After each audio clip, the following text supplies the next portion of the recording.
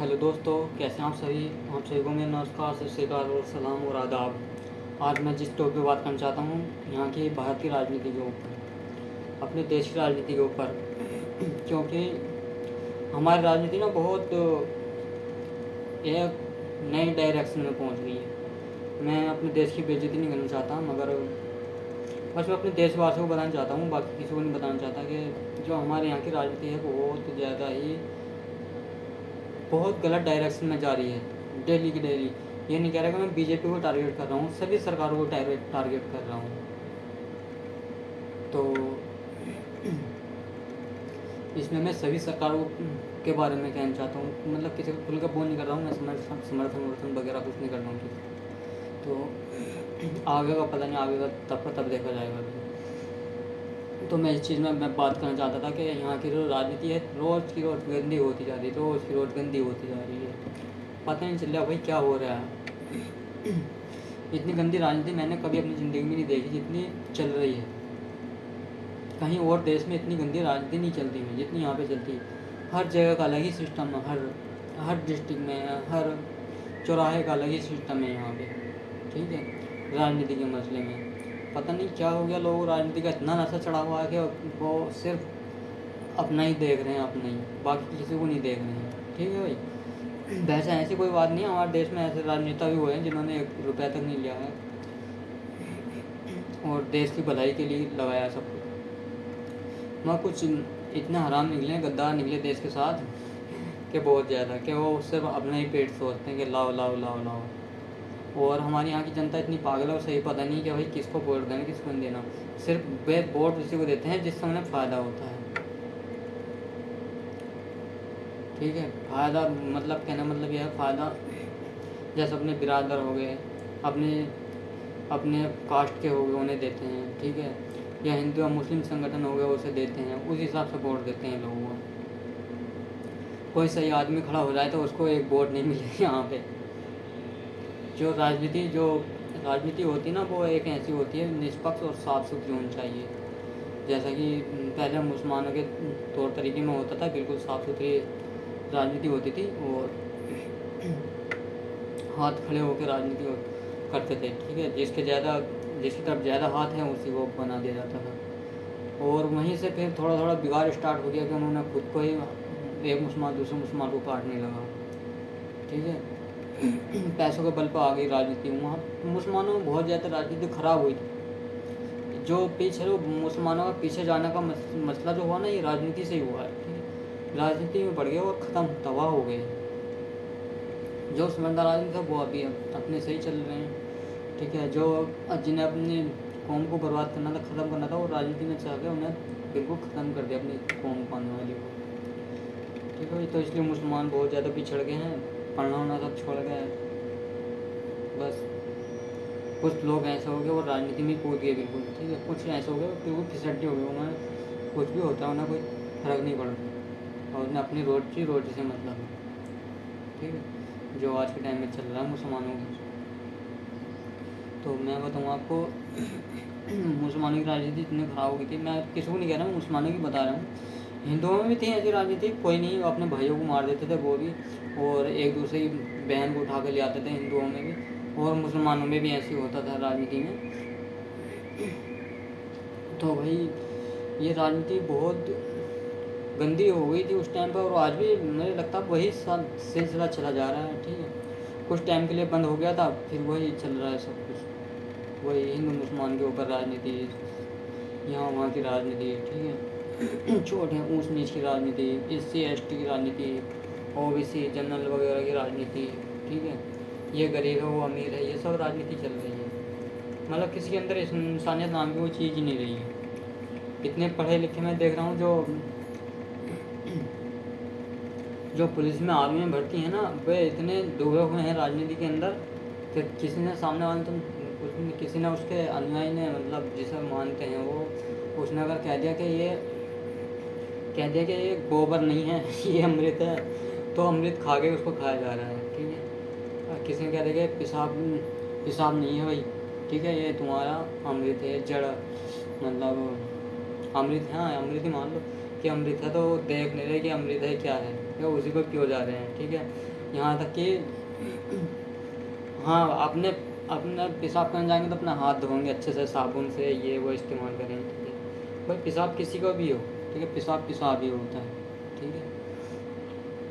अगर अब मैं तुम्हें राजनीति की बात बताऊँ तो बहुत गहरी गहरी बातें हैं हिंदुस्तान की। मैं सब कुछ खोलना नहीं चाहता, सब कुछ आपके सामने ही है, आप सब देख रहे हैं, ठीक है। कुछ लोग ऐसे होंगे जो मेरे खिलाफ़ भी हैं, कुछ ऐसे होंगे जो मेरे सपोर्टर भी होंगे, तो जो खिलाफ़ हैं उनको बुरा भी लगेगा, ठीक है। बाकी देखो, छिपा नहीं जा सकता, कितना छिपा, देखो चंगेज़ खान था, देखो कितना क्रूर था, निर्दयी था, ठीक है। उसने मुसलमानों को तबाह ख़त्म करने का उसने कसम खा ली थी कि हम मैं मुसलमानों को इस धरती से मिटा दूँगा। आज देखो वो खुद ही तबाह हो गया, मिट गया है, ठीक है। और उसके साथ जो उसकी घरवाली थी, उसकी वाइफ जो थी, क्या नाम था उसका, नाम को मुझे नहीं पता, ईसाई थी वो, जिससे चंगेज़ खान ने शादी की थी। और चंगेज़ खान इतना कोई बड़ा वो सख्त नहीं था, ठीक है, बस उसके नियम थे, बाकी उसके पास कुछ नहीं था। वो एक पैर से लंगड़ा था, ठीक है, एक पैर से लंगड़ा था वो। और जो तैमूर लंग जो आया था वो मुस्लिम मंगोल था, ठीक है भाई, जिसने यहाँ हिंदुस्तान में आके मीनार खड़ी कर दी थी, लोगों को काट काट के मीनार बना दी, सेनाओं को काट काट के, तैमूर लंग ने, ठीक है। उसके पैर में लैप उसके पैर में कुछ लैप था या हाथ में कुछ लैप, तैमूर लंग के, ठीक है। बस उनके नियम जो थे वो बहुत कठोर थे, उसी की वजह से वो क्रूर हो गए थे, ठीक है, फेमस हो गए थे उन्हीं नियमों की वजह से। और देखो आज उसे देखो तो चंगेज़ खान को ख़त्म हो गया, देखो, ठीक है भाई, सारी उसकी ख़त्म हो गया, मतलब उसका छोटा सा एक दिल बचा था, वो कहाँ से कहाँ तक, यूरोप से लेके एशिया तक वो मार काट करता था, ठीक है भाई। रूस कोई सा उसने देश है छोड़ा जहाँ पर नहीं किया वो, अमरीका को छोड़ दिया, उसके सेना जहाँ से निकल जाती थी वहाँ से मार काट स्टार्ट कर देती। और ऐसा नहीं कि एकदम से बता के जाते थे, वो बता के नहीं जाते थे, आए काम सभा करके चले गए, किसी को सोचने पता भी नहीं चलता कब आए कम, वही पता था हम मर रहे हैं, बचाओ बचाओ बस, ठीक है। वो बच्चे बूढ़े औरतें कुछ नहीं देखता था, ठीक है। तो भाई मेरा कहना मतलब ये है कि अगर आप जैसा बीज बोओगे वो वैसे ही मिलेगा।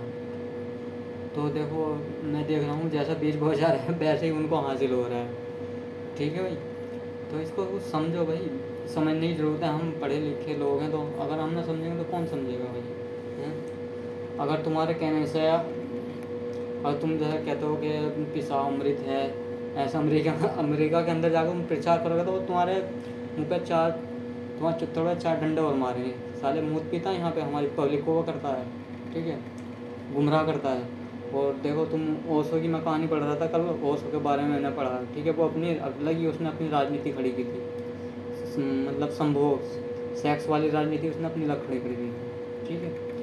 तो देखो उसके साथ देखो क्या हुआ है, ठीक है। उसको अमेरिका ने ऐसा इंजेक्शन दे दिया कि वो ज़िंदगी में कभी नहीं उठ पाया, खाट पड़ा रहा। और उसने सिर्फ एक शब्द बोला, 2 शब्द बोले थे, मुझे धीरे धीरे मारने वाला जहर दिया गया है। अमेरिका की जेल में खाट से उठ नहीं पाया था जब वो जेल से रिहा हुआ था, ठीक है, खाट पे पड़ा पड़ा वो मर गया। तो भाई देखो, अगर आप गंदा कर रहे हो तो गंदा ही मिलेगा, ठीक है, आप सही कर रहे हो तो आपको सही मिलेगा, ठीक है भाइयों। तो मैं 2 दिन से थोड़ा गैप था, मेरा मन नहीं कर रहा था बनाने को वीडियो, तो मैंने इसलिए कुछ बनाया नहीं था। मैं आज भी मन नहीं कर रहा था, मैंने चल यार थोड़ा सा बना देता हूँ, तो मैंने बनाया, देखो तुम्हारे सामने। और मैं राजनीति को खुल के नहीं कहना चाहता, आपके सामने सभी कुछ है, ठीक है। मुसलमान 2 राह पे खड़े हैं, ये हिंदू संगठन 4 चौराहे पे खड़े हुए हैं, ठीक है। ये कोई राजनीति नहीं है, ठीक है, ये अपने भाइयों का खून बहाना, ठीक है, ये राजनीति नहीं है, ये सिर्फ एक खून बहाना है एक हिंदुस्तानियों का, ठीक है। और बात रही हिंदू मुसलमानों की, ना कोई हिंदू है ना कोई मुसलमान, ठीक है भाई। ईमान मेन चीज़ होती है, ठीक है। ईमान का मतलब दूसरा मतलब होता है इंसानियत, ठीक है भाई। अब मैं तुम्हें बात बता दूँ यहाँ की, जो ये गोरक्षा वाले जो इतना हंगामा काट रहे हैं, ठीक है, जो तुम्हारे इजराइल को, ठीक है, फ्रांस को, ठीक है भाई, और ब्रिटेन को जो यहाँ से माल जा रहा है ना, कटान का जो माल जा रहा है, वो पता कहाँ जा रहा है, गाँव का जा रहा है, ठीक है भाई। आपको बुरी लगेगी मेरी बात, मगर मैं तुम्हें सच्चे बता रहा हूँ अंदर की यहाँ की। जो यहाँ से एक्सपोर्ट होता है ना मांस, वो गायों का मांस यहाँ से एक्सपोर्ट होता है, ठीक है। और ये तुम्हें भी पता है, मगर तुम लोग इसको झुठलाते रहते हो, क्योंकि तुम्हारे भीतर में झूठ बच गया ना। तुम्हारा झूठ तभी ख़त्म हो जाएगा जब तुम इस दुनिया से चले जाओगे, अलविदा हो जाओगे, ठीक है, तभी वो झूठ तुम्हारा ख़त्म होगा, ठीक है भाई। सच्चाई ये है। और तुम चाहते हो कि मैंने नहीं देखा, मैंने देखा भाई, नेट पर सर्च करके देखा, ठीक है, कहाँ पे कितनी फैक्ट्रियाँ हैं, कहाँ से कितना माल कहाँ जाता है, ठीक है भाई। इसका गौ माता का तुम्हारी, ठीक है भाई। तो जब तुम्हारी गौ माता है तो अपनी रक्षा भी तो कर सकती नहीं, नहीं कर सकती, या तुम उसकी रक्षा नहीं कर सकते जाकर वहाँ पे। मुसलमानों को तो चलो तुम मान लेते हो एकदम से। ये सब राजनीति है, ठीक है भाई, और ये हमारे देश को ख़त्म करने वाली है। तो मेरे सभी दोस्तों से हाथ जोड़ के अपील है कि इन संगठनों से, गलत संगठनों से बचने की कोशिश करें ज़्यादा से ज़्यादा, क्योंकि एक मछली पूरे तालाब को ख़राब कर देती है। जैसे आज के टाइम में हमारा देश राजनीति एक मछली है, समझ लो।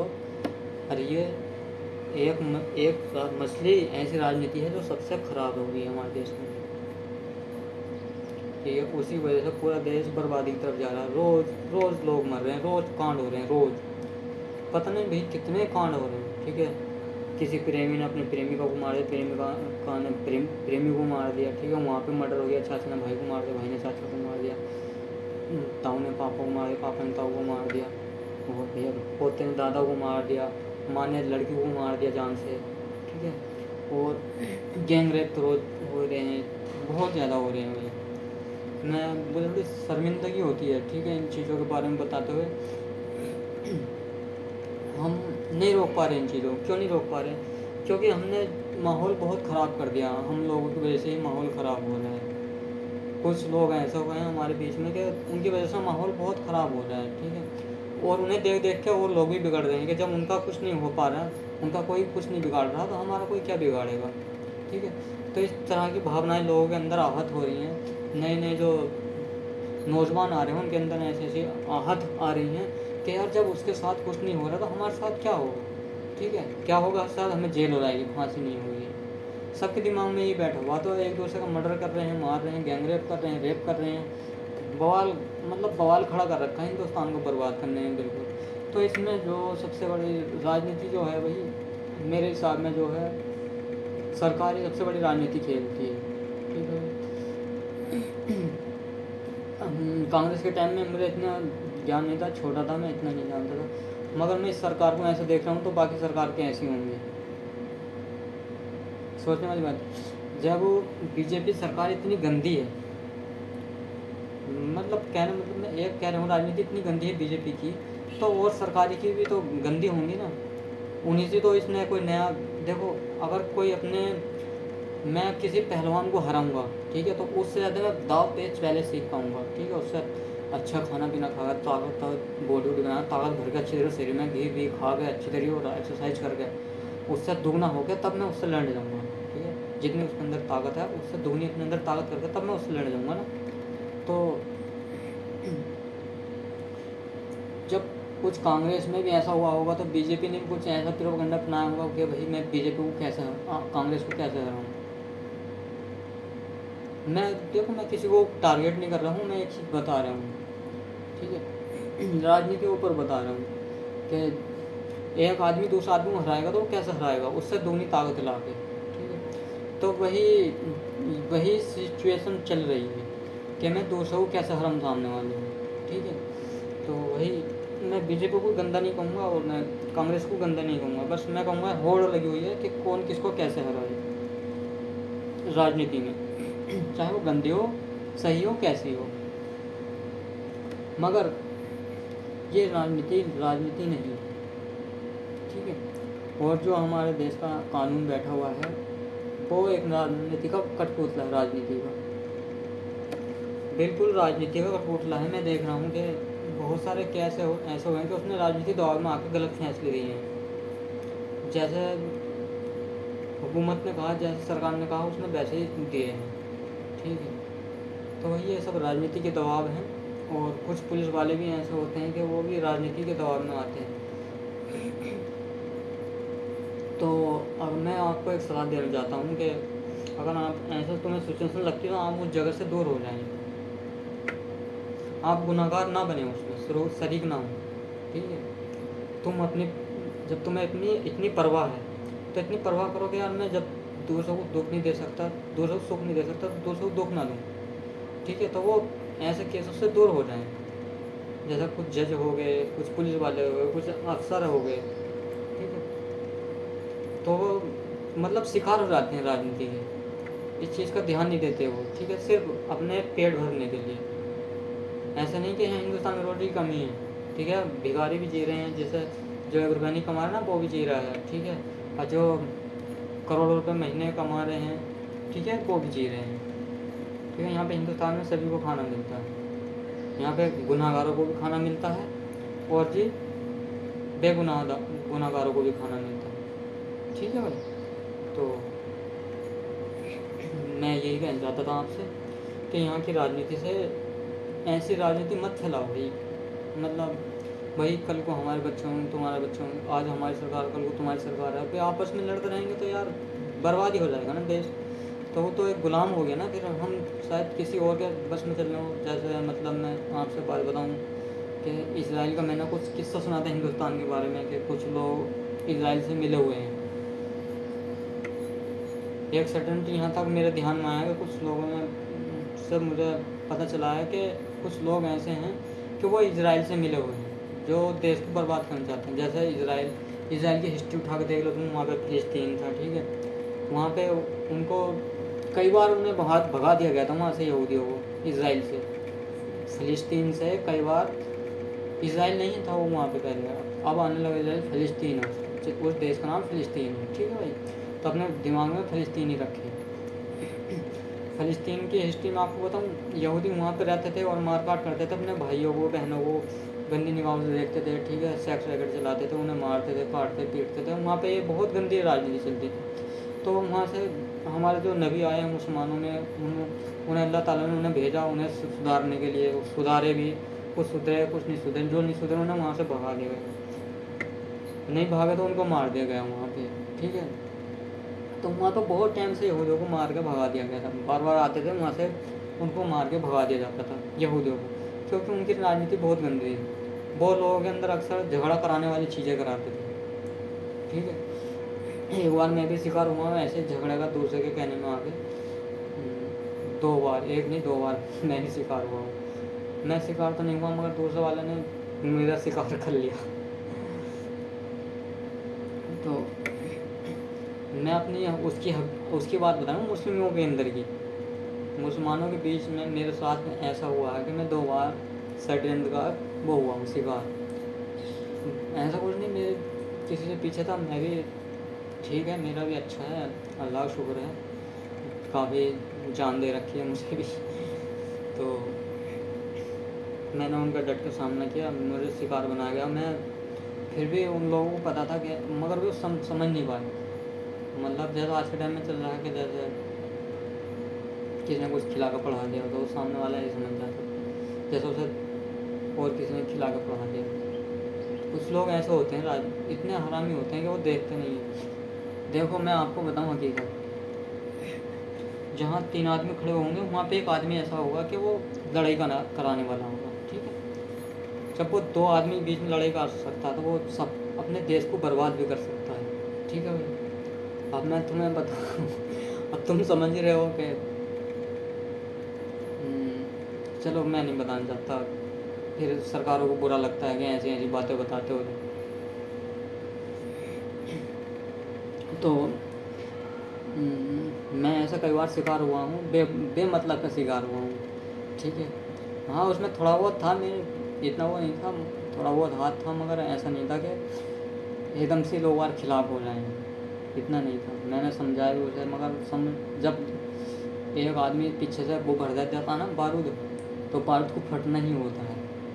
बारूद में तिल लगा देता ना एक आदमी, तो उस बात को फिर फटना ही होता है। ठीक है, उसे तुम कितना बुझाओ नहीं बुझ पाती, वो अपने लक्ष्य को प्राप्त करती है वो फट जाती है, क्योंकि वो ऐसे शराब से आग लगाता ना उसमें बारूद के अंदर, जो 30 आदमी होता आग लगाने वाला।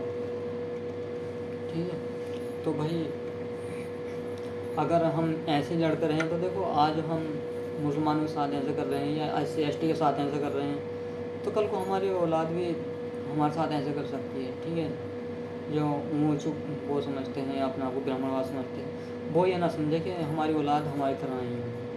ठीक है, ये सब ऊपर वाले के हक़ में है कि वो किसको कब क्या बना दे। जैसे आपको मैं एग्ज़ाम्पल देता हूँ, रसूल पाक सल्लल्लाहु अलैहि वसल्लम, उनको क्या बोलते हैं, हज़रत उमर को लोगों ने इतना चढ़ाया कि तुम आपकी बहन ने उससे शादी कर लिया और रसूल पाक सल्लल्लाहु अलैहि वसल्लम का उसमें बहुत बड़ा अहम है, और तुम उन्हें मार दो, ये जो भी कुछ था है। तो वो गुस्से में इतने लाल पीले होकर गए, इतने लाल पीले होकर गए, इतने लाल पीले होकर गए, तलवार नंगी तलवार हाथ में लेकर चले गए सीधे उनके वहाँ मस्जिद में चले गए उन्हें मारने के लिए, रसूल पाक सल्लल्लाहु अलैहि वसल्लम। और जब पे वहाँ पे गए और जब पे उनके पास गए, ठीक है, पता नहीं क्या हुआ कि